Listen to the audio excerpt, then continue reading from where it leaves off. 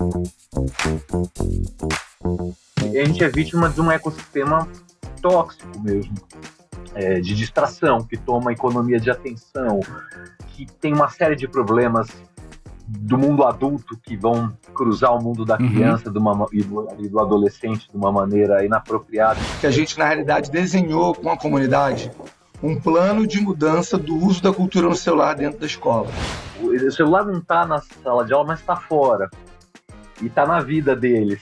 Isso independe da escola querer ou não, né? Então, quando a gente fala da restrição ao uso do celular, a gente não está falando de uma escola que se priva dos benefícios que a tecnologia da educação ela tem hoje no mundo contemporâneo. O que a gente está falando aqui dentro da sala de aula, está falando do estudante dentro da sala de aula, está falando, né, dos desafios do professor, mas a gente está esquecendo que a escola é só uma parte da formação. Nessa segunda temporada do Alhos com Bugalhos, eu converso com professores e especialistas para falar de assuntos que tocam a vida dentro da escola e da comunidade escolar. Para começar, eu vou falar com Thiago Vedova e Alexandre Sayad sobre proibição de celulares na sala de aula. Thiago, ele é professor e orientador de ensino fundamental na Escola Parque e tem pós-graduação na Moderna Educação. O Alexandre é jornalista, educador, escritor, consultor em educação midiática na Unesco e escreve para a revista Educação e apresenta o Idade Mídia no canal Futura.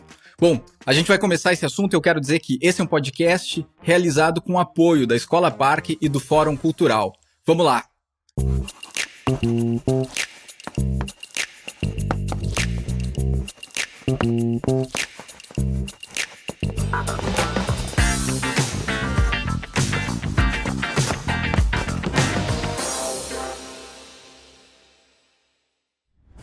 Olá a todos.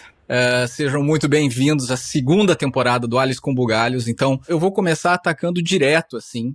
Alexandre, eu sempre fui contra proibir qualquer coisa. Só a palavra proibir é uma coisa que me incomoda, assim. Você que tem na sua trajetória uma longa trajetória como jornalista e como escritor, ligando educação e mídia, tanto no canal Futura, tanto nos seus livros, enfim, o que você acha nesse primeiro momento falando dessa proibição? Levando em consideração que o que a gente está fazendo hoje, no Rio de Janeiro, por exemplo, que isso passou a ser uma lei, é uma tendência mundial. Queria uma primeira palavra tua sobre esse assunto, por gentileza. Obrigado, viu, João, pelo convite, Thiago. Um prazer estar com você também aqui, com vocês dois. Primeiro, não tem lacração, né, nesse tema. Tem que deixar claro que não tem lacração. Eu acho que é um terreno que está todo mundo pisando, experiência. Então é difícil, não tem nem opinião definitiva. Tem pesquisa, mas não tem opinião definitiva, né? Eu, a princípio, eu trabalho com escola também, além disso tudo que você falou, viu, João? Eu estou dentro da escola, então eu lido com esse tema diariamente. Não é um olhar de teórico, não. Eu, a princípio, eu acho que a escola assina um atestado de incompetência quando ela proíbe, assim, meu primeiro olhar para isso, quando a primeira vez que eu ouvi isso, porque foi assim com outras coisas no passado, né? Eu, como jornalista, acompanhei os primeiros computadores chegando na rede pública de educação em 1996 em São Paulo. O que a escola pública fazia era proibir os alunos de usarem. Uma coisa que aconteceu, assim, se trancavam numa sala, né? Porque tinha um certo desconhecimento daquilo e tal. Eu entendo, por outro lado, eu acho que aí são muitas situações, né? Eu entendo o que acontece hoje, porque a gente é vítima de um ecossistema tóxico mesmo, de distração, que toma a economia de atenção, que tem uma série de problemas. Eu acho que tu abre caminhos para as nossas conversas, para duas direções que a gente vai abordar nesse nosso episódio. É a proibição em sala de aula e no ambiente escolar e caminhos possíveis. Eu adiciono a isso que você acabou de falar também a idade e o nível de escolaridade, né? Que isso também faz uma enorme diferença.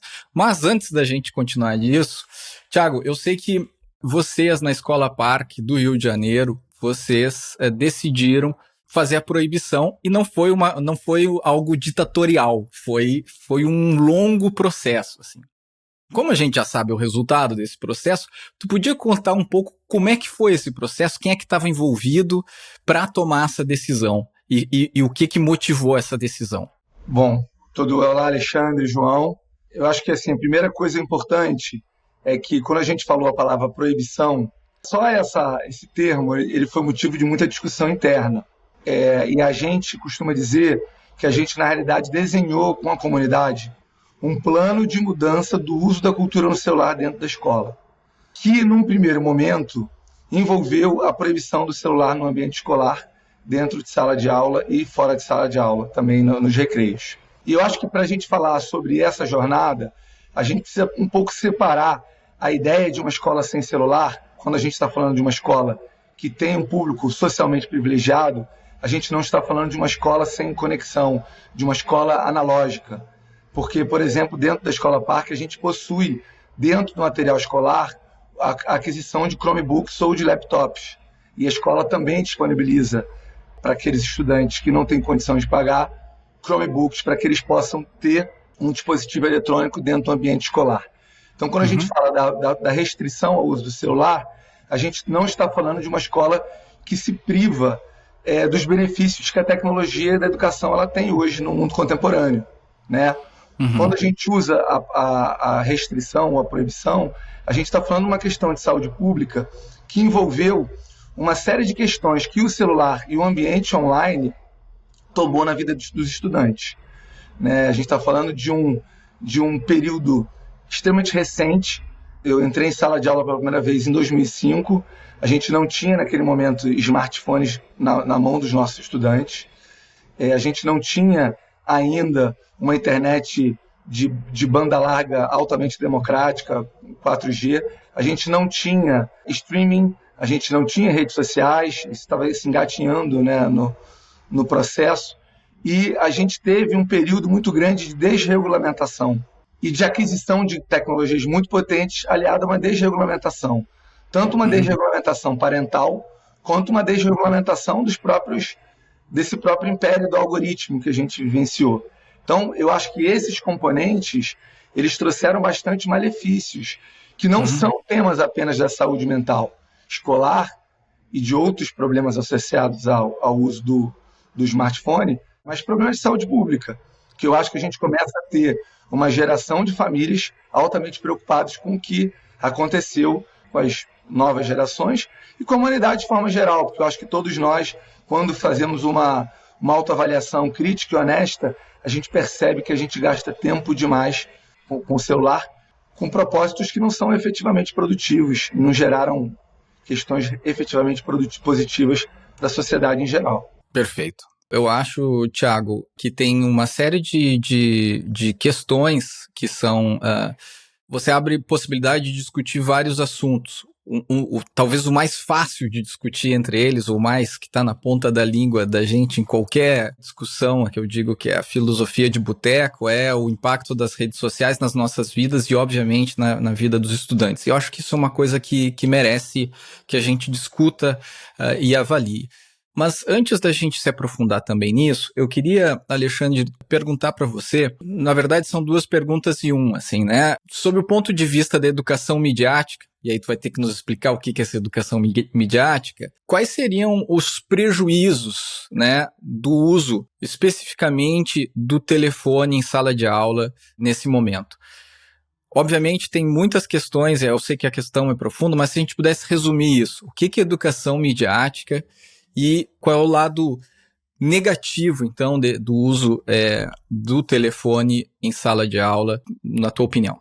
Então, veja, não existe uma lei, uma regra, né? Mais uma vez, não existe isso dentro da educação midiática, faço ou não faço. Esse caminho que o Thiago colocou, para mim, de discutir com a comunidade, é o mais salutar mesmo, né? É o que eu faço onde eu estou. Agora, o que me preocupa, enquanto educador midiático, eu já explico o que é educação midiática, é o seguinte: o celular não está na sala de aula, mas está fora.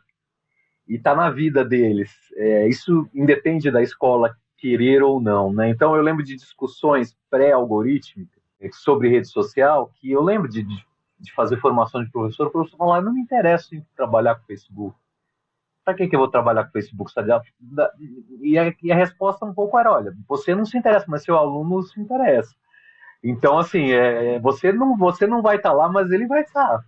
Então, se você tem alguma responsabilidade para com ele, você precisa saber o que acontece lá, você precisa usar isso, você precisa trabalhar isso de alguma maneira, né?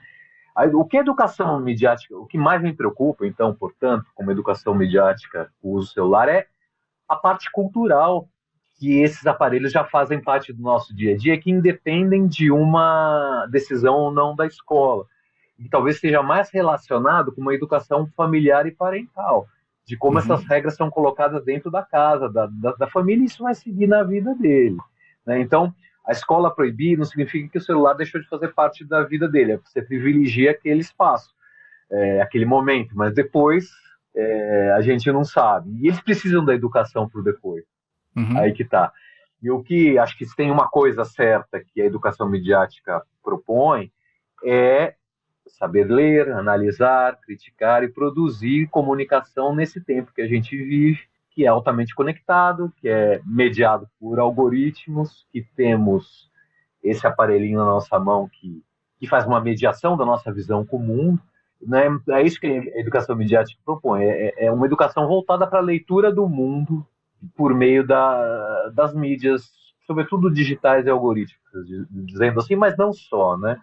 Você tem que lembrar que o Brasil tem 60%, nem 60% das escolas cobertas de banda de celular, mas a gente tem 96% das casas com televisão. Então, a realidade brasileira é 73% da população brasileira se informou pela Covid e pela TV.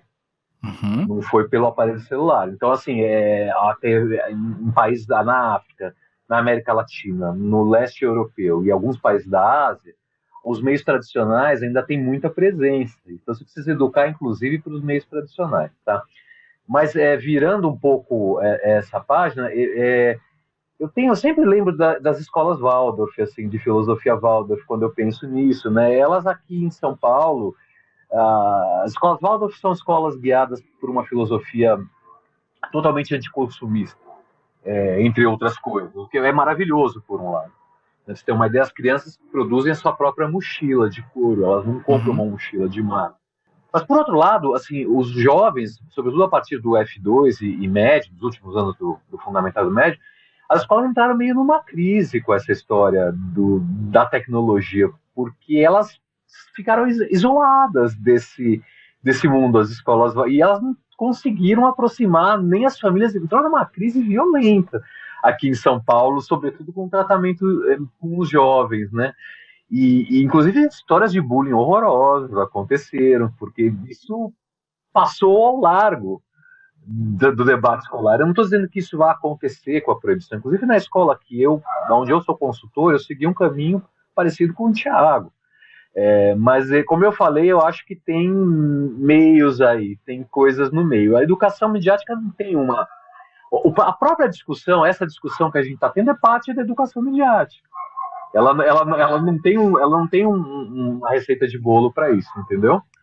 Claro, eu entendo que não tem uma receita de bolo, porque aqui o nosso papo de Alice com Bugalhos eu sempre digo que a transdisciplinaridade é isso, é compreender coisas complexas e tentar compreender essas coisas complexas. Elas nunca têm uma resposta fácil, elas nunca têm uma resposta assim simples. Mas como o nosso objetivo não é que seja simplificar, mas é tentar procurar possíveis respostas, eu queria, Thiago, te fazer não é nenhuma provocação, porque está alinhado o que você falou. Eu estou com 2 estudos aqui recentes, que depois eu posso compartilhar aqui nas referências desse episódio, fazendo estudos referente ao uso de smartphones, né, dos telefones celulares na sala de aula. Entre possíveis caminhos, a maior preocupação ponderada nesses estudos é sobre a capacidade de atenção do estudante, quer dizer, ser uma distração, e a diminuição das relações sociais dele reais. Assim. Pode me contar um pouco da tua experiência na escola, assim, se tu identificou isso, se a escola identificou isso como um problema? Eu acho que a gente teve foi bastante impactado recentemente, o pessoal que está estudando educação midiática, tela, por um livro chamado The Anxious Generation, né, do Jonathan Haidt.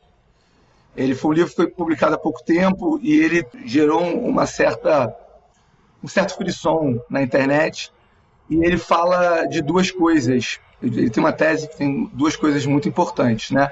A primeira é de que os pais eles estão super protegendo as crianças do mundo real. Então a gente tem são crianças que estão sendo criadas cada vez mais com a finalidade específica da felicidade. E quando que a gente tem que preparar, na verdade, as crianças para a infelicidade, para os problemas, porque aí sim a gente é capaz de buscar a felicidade, né? Segundo ponto é que, ao mesmo tempo que ele é super protetor do mundo real, ele vai até falar de menos pessoas quebrando braços, quebrando pernas, os pais subprotegeram as crianças no mundo online, né? Uhum. E no mundo online, a gente, enquanto adulto, percebe isso, a gente é capaz de fazer coisas que a gente não faz no mundo presencial, né? Uhum. Então, o que a gente começa a verificar aumentando potencialmente no ambiente escolar? Primeiro, os tipos de conflitos que podem acabar entrando no chamado bullying, que ele tem algumas características circunscritas que a gente tem que utilizar para definir bullying. Nem todo conflito entre sujeitos dentro do ambiente escolar ele pode ser classificado como bullying. E depois, com a novidade do mundo digital, a ideia do cyberbullying.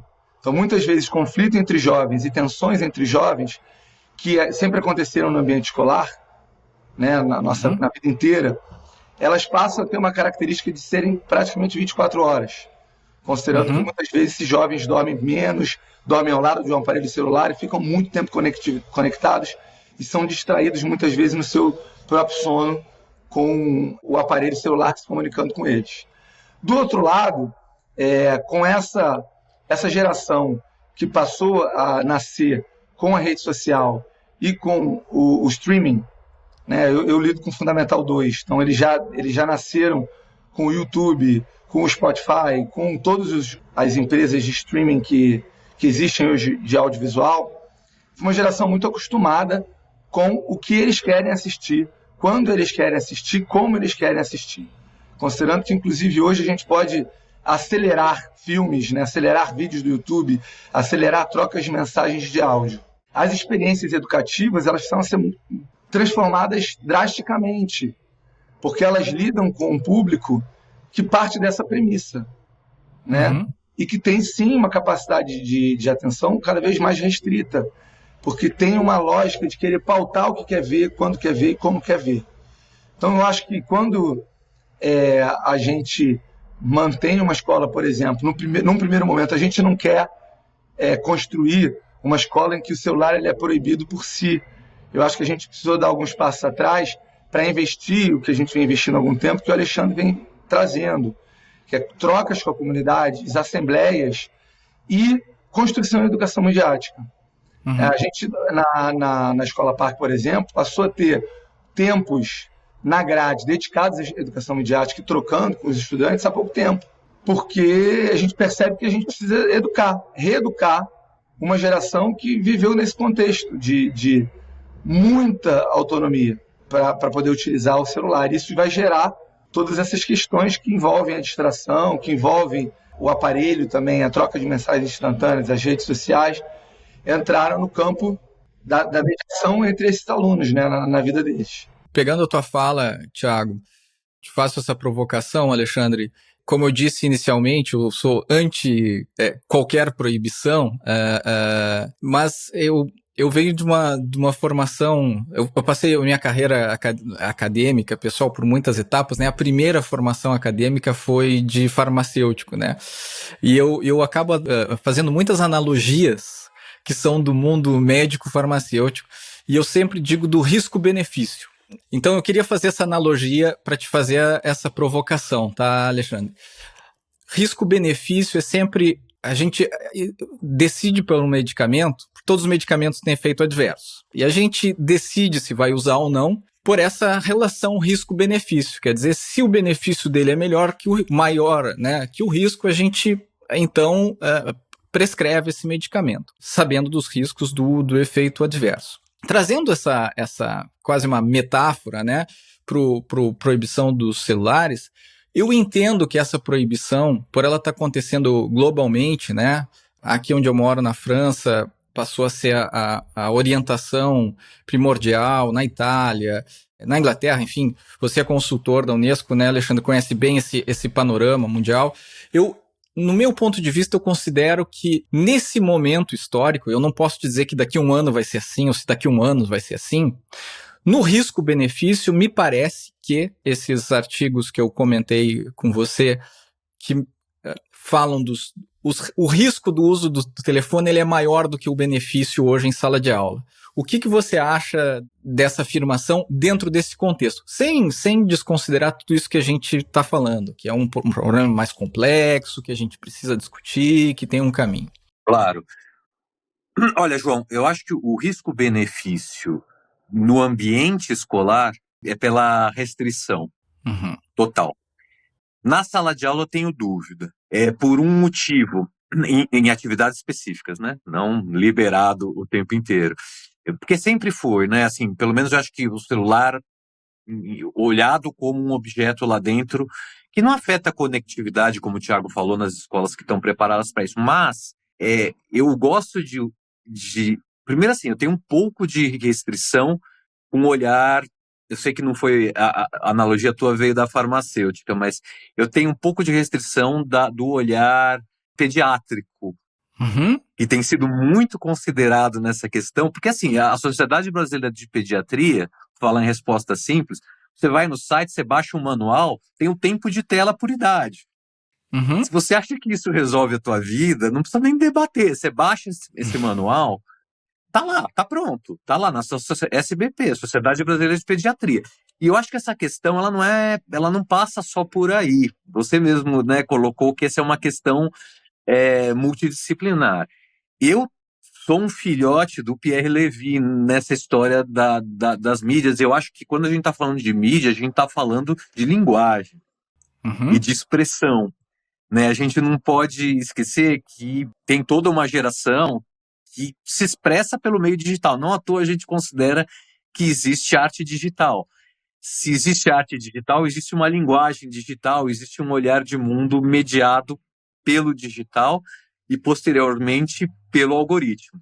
Então, para algumas atividades, eu acho que é benéfico o uso, quando orientado. Para o ambiente escolar, eu acho que, e é os que a gente tem seguido, a gente estimulou atividades manuais e esportivas nos tempos comuns, como, por exemplo, pátio, entrada e saída, e restringiu o uso do celular. Na sala de aula, nos lugares onde eu tenho trabalhado, a gente usa para educar quando claro. O momento é para educar para ele, né? Então, no risco-benefício, na hora do uso, eu acho que não dá para educar para ele simulando o uso dele. Eu acho que a educação, senão a gente volta àquela escola simulacro um pouco que a gente tanto procura se afastar, né? E trazer uma escola mais perto da nossa vida, né? Então, eu sempre que olho para uma tecnologia, eu gosto de olhar para uma evolução da sociotécnica humana, assim, da técnica humana. Eu acho que a gente está evoluindo a maneira com que a gente se comunica e isso traz muitos impactos prejudiciais, como a gente tem visto neste momento. Então, o meu olhar é um pouco diferente para o ambiente escolar e para a sala de aula. Agora sim. É importantíssimo o que você está falando, né, Alexandre? Porque a gente está falando de um assunto amplo e eu particularmente concordo com você, embora eu esteja falando contra mim, porque o que eu faço hoje profissionalmente é construir percursos de aprendizagem online e muitos deles, a gente sabe que o consumo da maior parte deles já ultrapassou, né, no mobile, no telefone, já ultrapassou no uso em laptops, então eu estaria advogando não em causa própria, mas eu concordo plenamente com você que é indiscutível abaixo de uma idade, né? E fica claro nesse risco-benefício, e volto a dizer para quem está nos ouvindo, né? Esse é um retrato de 2024, onde nós estamos, com as informações que nós temos. Eu não sei o que vai ser em 2025, eu não sei o que vai ser em 2030, eu não sei como isso vai acontecer, porque a gente nem vai ter tempo e nem é o objetivo a gente discutir a finalidade das redes sociais, a finalidade do marketing digital e como isso poderia influenciar a educação, a gente nem vai nessa profundidade, assim. Eu queria, nesse gancho assim, da proibição abaixo dessa idade, eu queria conhecer um pouco da tua experiência em sala de aula, Thiago, porque eu também dou cursos, mas no nível de pós-graduação, assim, então a gente e eu, nesse caso, utilizo muito o telefone como um recurso pedagógico. Mas eu, ainda mencionando esses artigos e alguns estudos e documentários que eu vi me preparando para esse episódio, vi que uma reclamação constante é que dessa geração que nasceu na época do streaming, ter dificuldade justamente de se adaptar ao timing do mundo real, né? Esse tempo da vida real, o tempo de aguardar numa fila de um restaurante, o tempo de aguardar o próximo falar, o tempo de ler, e um dos documentários que eu vi falando que os estudantes, inclusive num país, eu agora não me lembro se foi na Dinamarca ou na Finlândia, mas num dos países com alto índice de desenvolvimento, falando que esses estudantes teriam dificuldade de ler mesmo no papel, porque quando eles estão lendo de maneira midiática, né, a informação ela vem com imagens, ela vem com cores, ela vem com narração, mas quando elas estão lendo no 2D do papel, elas não conseguem compreender. Tu pode nos compartilhar um pouco da tua experiência, se isso é uma realidade, que existe essa dificuldade, e se existe, quais são as estratégias para evitar que isso aconteça? A gente vem enfrentando alguns problemas quando a gente fala dessa presença do mundo digital para esses jovens, tá? Uma, sem sombra de dúvidas, é a produção de texto e a leitura. A gente tem alunos que aprenderam a conviver ao longo da sua jornada, né, com vídeos cada vez foram sendo formados a consumirem vídeos que são cada vez mais curtos, com edições mais clipadas, aqueles cortes muito rápidos, planos longos são planos praticamente proibidos. E se a gente for pensar, desde que isso foi através das redes sociais, fazendo essa formação ou deformação, como alguns gostam de dizer, eles foram colocando vídeos cada vez mais curtos. Então, né, aquela lógica que você tem que produzir um vídeo, ele tem que ter no máximo 1 minuto, e você tem que em 10 segundos fazer alguma coisa sensacional para garantir a captura do aluno. Isso também, se você for olhar, também vai caminhar para a produção textual. Uhum. Né? O Facebook ele tinha menos caracteres, depois entrou no Twitter para aquele universo da microblogagem, então vai para 140 caracteres, e depois isso, quando começa na comunicação interpessoal, entra no universo do WhatsApp com memes, gifs, figurinhas. Se a gente olha para uma troca de conversa entre jovens, quando ela é mediada pela escrita, ela é extremamente abreviada. A gente, adulto, muitas vezes não consegue entender aquela troca. SNT, poucas letras, muito pouco conteúdo escrito. E quando a gente vai também para a troca de mensagem, ela vai para o universo também hoje do áudio. Né? O Zuckerberg, esse também há pouquíssimo texto, disse que o Brasil é o país onde há a maior gravação e trocas de mensagens por áudio. Em grande parte dessas trocas, ela é feita de forma acelerada, né? Acelerando a mensagem 1,5 duas vezes. No começo, a gente, quando entrava no WhatsApp, a gente falava, oi, tudo bem? Esperava uma resposta. Depois falava, posso falar? E depois falava assim, desculpa, eu estou gravando áudio, eu estou aqui com um problema, eu tenho que gravar o áudio. Agora desculpa, eu gravei um podcast. Né? A gente foi formando uma sociedade, os jovens que não tiveram contato com o analógico, não foram migrantes digitais como nós, foram nativos digitais, naturalizaram determinadas trocas. E a produção de escrita e a produção de leitura, ela foi muito impactada, né, por isso. A parte também desse jovem curador, eu vejo o que eu quero na hora que eu quero, também impactou também na produção do que a gente vai experienciar em termos de aula. E a outra coisa, que aí o celular impacta mais negativamente do que o laptop e o Chrome que a gente permite dentro de sala de aula, é essa capacidade deles poderem gravar e tirar foto dos colegas. Hoje a imagem ela está num contexto muito distinto para os jovens. Apesar de serem a geração que conviveu muito com a ideia do selfie, se você for reparar, muitos jovens hoje da faixa etária que eu trabalho, entre 11 e 15 anos, eles colocam a mão na cara, eles colocam às vezes uma figurinha na cara, um emoticon na cara, porque eles têm muito medo de como que essa imagem ela vai ser utilizada. E o celular ele permite esse uso transgressor do direito autoral do outro, da privacidade do outro, para a geração de alguma coisa do ponto de vista agressivo.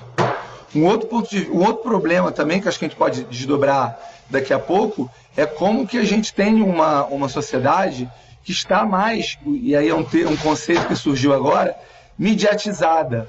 Como que ela se comporta mais no mundo real da maneira como ele se comportava dentro do ambiente das redes sociais. Então, que é outra questão também que a gente percebe que foi muito impactado por isso tudo. Legal. Então, seguindo. Alexandre, a gente acabou de falar desse problema que seria do cyberbullying. Eu sei que eu vi um programa seu falando sobre esse assunto. Tem alguma poção mágica para se proteger ou proteger os jovens do cyberbullying na escola? Educar eticamente e mediaticamente. Eu acho que é a única solução.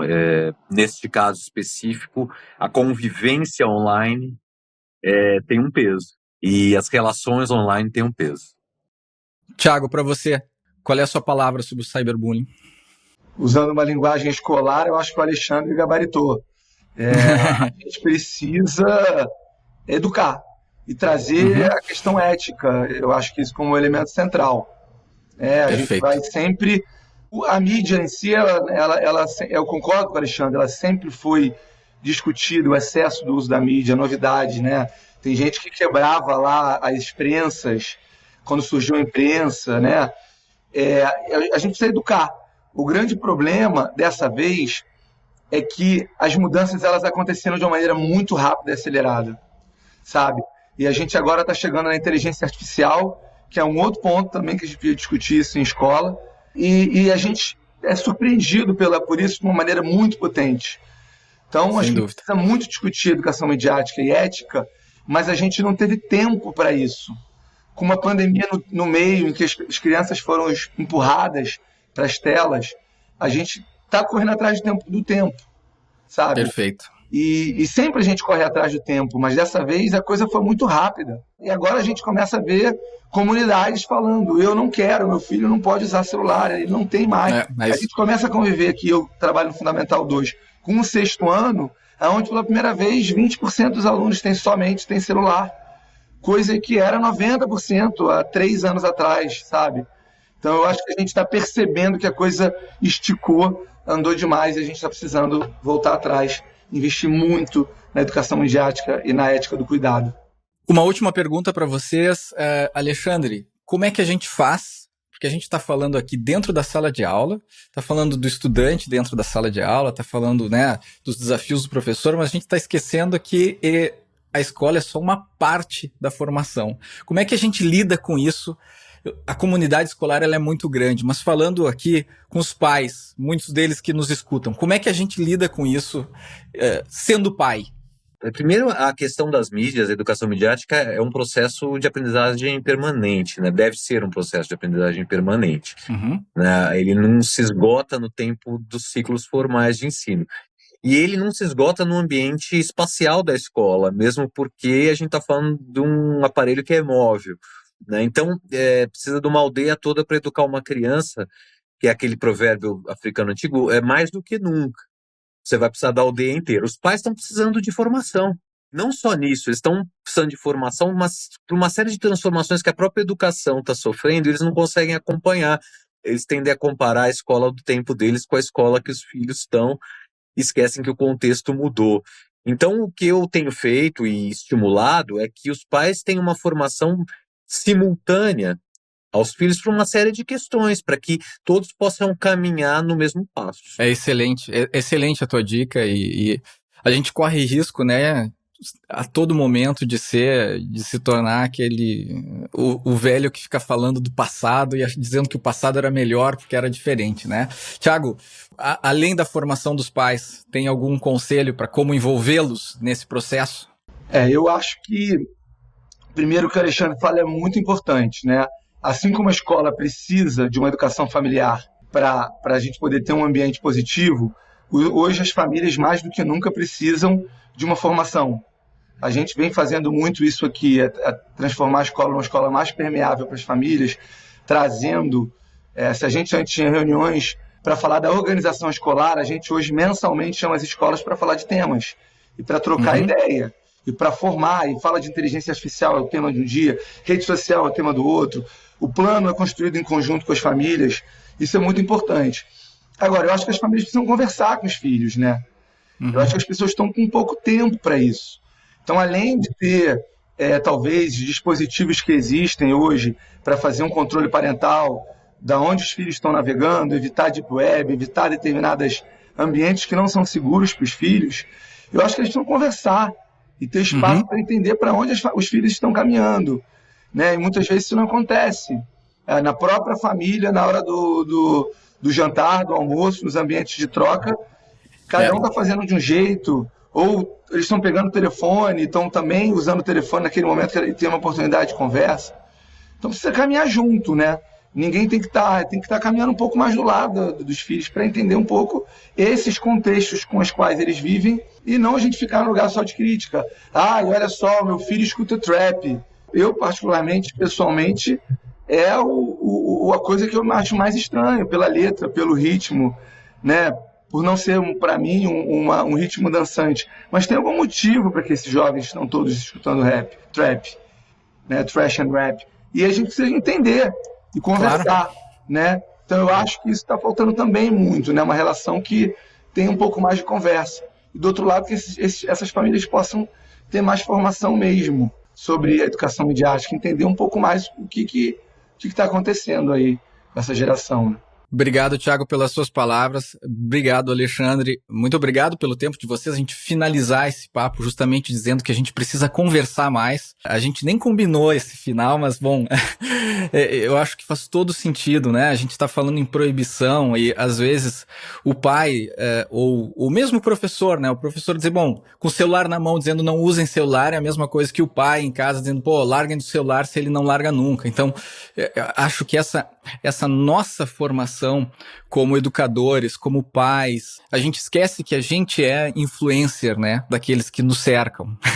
A gente sempre reclama que, né, que os estudantes que os nossos filhos estão seguindo a influência e esquece que a gente é um grande influencer para aqueles que estão ao redor da gente. Então, isso é importante. E escolher instituições de ensino, quem tem esse privilégio de fazer, né, num país de tanta desigualdade, quem tem esse privilégio de poder escolher instituições de ensino que privilegiam essa conversa e que também participam dessa formação da comunidade, eu acho que é a grande chave. Muito obrigado, Alexandre. Muito obrigado, Thiago. Deixo para vocês aí a mensagem final, Alexandre. Eu adorei, temos que conversar, temos que nos aproximar e temos que puxar assuntos com os filhos que também interessam aos dois. Eu acho que tem assuntos comuns aí que a gente está deixando passar, né? Os assuntos de série do Netflix, como estratégia. Existem estratégias importantes para a gente compartilhar e voltar a uma coisa que é muito francesa, inclusive, que é debater o noticiário na mesa do jantar. Isso faz parte. O Clémy, na França, isso é uma parte de uma cultura que eu acho que faz falta isso um pouco, sabe? E isso é parte do convívio que tá pessoal, que está escasso. Bom, primeiro dizer que a gente poderia ficar aqui 5 horas e teria coisa para conversar, né? Sem dúvida. São muitas questões.